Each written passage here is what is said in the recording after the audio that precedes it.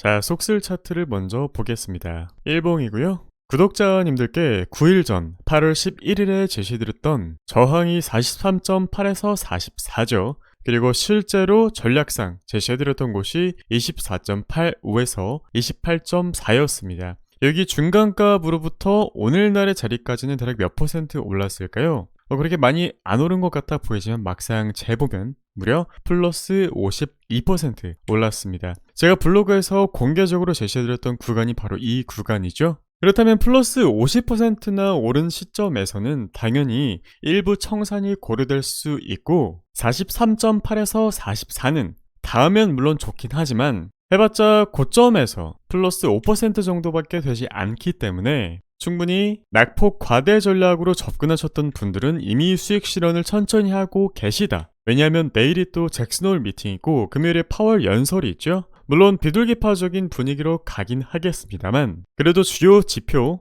발표 일정이 있기 때문에 위험관리 측면에서 충분히 수익 실현이 이뤄질만 하다는 판단이고요. 그렇다면 이 구간까지 기다려야 되느냐 라는 질문은 우리들은 편하게 분할 매도를 할 수 있기 때문에 지금 시점부터는 즐거운 고민이 될 수 있는 부분이겠습니다. 만약에 43.8 그리고 44달러를 돌파하고 지지 받는다면 다음은 어디까지 올라갈 수 있을까요? 일단 갭자리 65달러가 있는데 이 65달러만 보면 안 되죠. 구조적인 매물대가 위치해 있는 구간이 바로 어디죠? 그렇습니다. 바로 이 구간이죠. 53달러 정도에 위치해 있죠. 그렇다면 53달러를 추가 저항으로 설정을 해 놓겠습니다. 93달러. 그렇다면 44달러를 돌파하고 지지 받는다면 53달러까지의 상승을 도모해볼 수 있겠고 제가 여러분들한테 알려드렸던 지지밴드에서부터는 무려 플러스 94%, 95%의 수익을 도모해볼 수 있겠네요. 도달하기만 한다면 말이죠.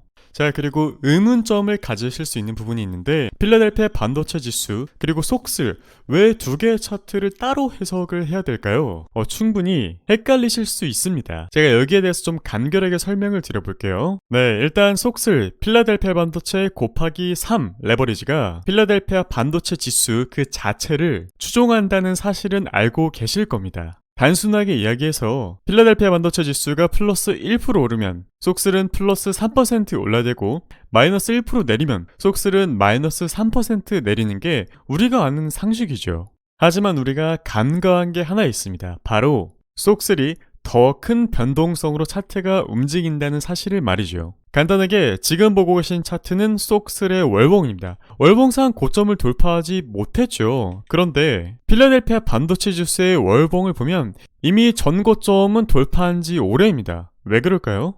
바로 속슬이 필라델피아 반도체보다 더 변동성이 민감하기 때문입니다. 더 변동성에 왜 민감하냐? 바로 레버리지 효과 때문이죠. 말 그대로 플러스 1% 오르면 똑같이 플러스 3% 오르는 게 아니라 플러스 1%가 올랐는데 플러스 2.7%가 오를 수도 있고 마이너스 1%밖에 안 내렸는데 마이너스 3.3%가 하락해버릴 수도 있는 겁니다. 자, 예를 들어서 똑같은 자리에 이렇게 파도가 들이치더라도 이쪽 바위에는 파도가 더 많이 들이쳐서 똑같은 크기였는데 더 작아졌고 이쪽 바위에는 파도가 덜 들이쳐서 모양이 크게 달라지지 않았습니다. 두 바위는 분명 같은 자리에 있었지만 결론적으로 긴 세월 동안 다르게 깎여졌기 때문에 똑같지만 다른 관점에서 해석하는 것이 맞겠죠. 제가 아까 같은 자리에 있는 두 바위지만 파도가 한쪽은 더 세게 들이쳤고 한쪽은 덜 들이쳐서 모양이 결국 달라졌다라고 이야기 드렸습니다. 파도가 들이쳤다. 긴 세월 동안 바로 누적된 변동성을 이야기 드리는 겁니다. 따라서 장기적으로 각각 보유했을 때 이러한 누적된 변동성 때문에 다른 수익률, 다른 결과가 나올 수 있는 건데요.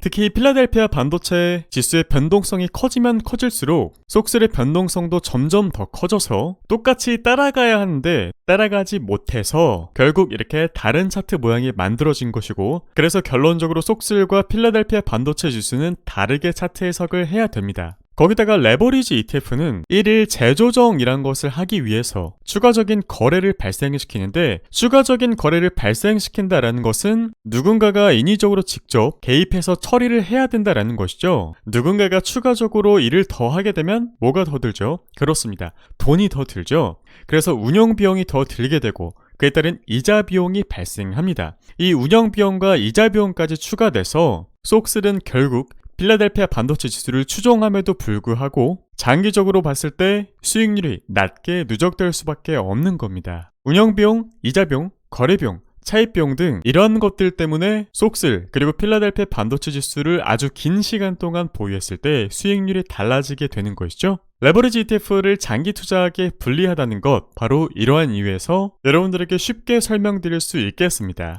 그래서 저는 차라리 레버리지를 꼭 하고 싶다 라고 하신다면 3배의 레버리지 종목은 제가 전체 예산이 1000만원이다 라고 하면은 딱 200만원까지만 하시라, 그러니까 내 전체 예산의 20%를 절대 초과하지 말라고 이야기를 드리는 부분이 리스크 관리 측면에서 조절이 잘 안 되기 때문이고, 내가 예상한 것보다 수익률이 잘 안 나와서 신경이 쓰일 수도 있기 때문에 20%를 초과하시지 말라고 건전한 비율을 제시해드리는 겁니다. 혹은 레버리지가 꼭 3배만 있는 건 아니고 2배짜리 레버리지도 존재하거든요. 그래서 차라리 2배짜리 레버리지 종목을 투자하시는 게 낫다, 이렇게 권유드려 볼 수 있겠네요. 그래서 필라델피아 반도체 지수는 5287에서 5346포인트까지 열려있고, 이 구간을 만약에 돌파하고 지지받는다면 5800포인트까지의 상승을 도매볼 수 있겠습니다. 반도체의 영업이익률 자체는 아직 꺾이지 않았다고 판단이 되지만 중요한 건 8월 28일에 엔비디아 실적 방향성에 따라서 추가적인 상승을 도매볼 수 있느냐 없느냐 분위기가 좀 갈릴 것 같고요.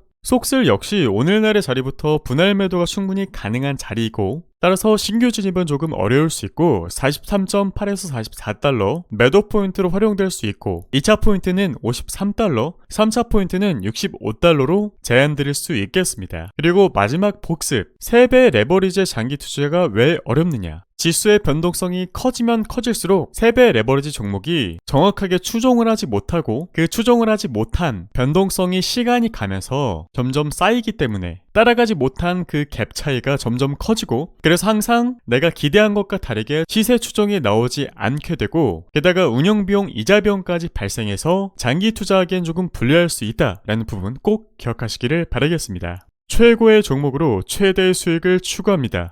구독하시고 돈 되는 정보 받아가세요. 감사합니다.